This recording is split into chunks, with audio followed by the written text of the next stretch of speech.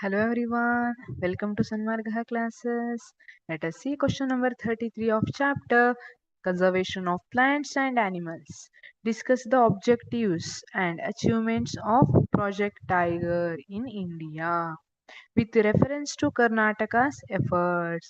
Project Tiger ಇದ್ರ ಬಗ್ಗೆ explain ಮಾಡಬೇಕು. ಯಾವುದನ್ನ objectives and achievements of project tiger in ಇಂಡಿಯಾದಲ್ಲಿ ಭಾರತದಲ್ಲಿ ಪ್ರಾಜೆಕ್ಟ್ ಟೈಗರ್ನ ಅಚೀವ್ಮೆಂಟ್ಸ್ ಮತ್ತೆ objectives. Also you have to mention ಕರ್ನಾಟಕದ ಎಫರ್ಟ್ ಏನಿದೆ ಇದರಲ್ಲಿ ಅನ್ನೋದನ್ನ ಮೆನ್ಷನ್ ಮಾಡಬೇಕು. Okay. Project tiger was started to save tigers. In 1973, it was started to save tigers, especially Bengal tigers. In Karnataka, places like Bandipur, Nagarhole are protected areas. Bandipura, Nagarhole ಎಲ್ಲ ಏನಿದೆ ಕರ್ನಾಟಕದಲ್ಲಿ they are protected areas. The project helped increase the number of tigers and save their forests. ಈ project ಏನ್ ಮಾಡಿದೆ?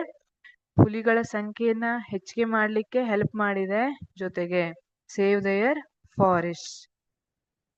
ಇಲ್ಲಿ what was the main objective of project tiger?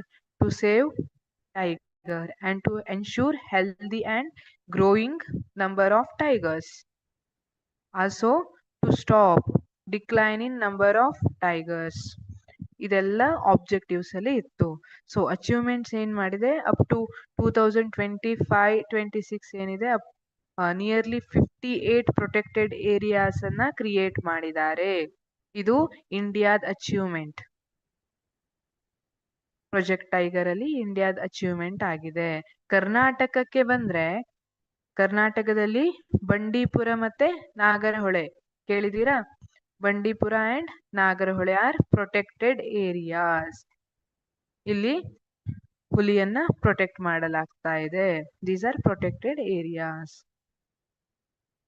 ಈ ರೀತಿಯಾಗಿ objectives ಮತ್ತೆ achievements of project tiger India ಮತ್ತೆ with reference to Karnataka ಅಂತ ಕೇಳಿದಾಗ ನೀವು ಬರಿಬಹುದು.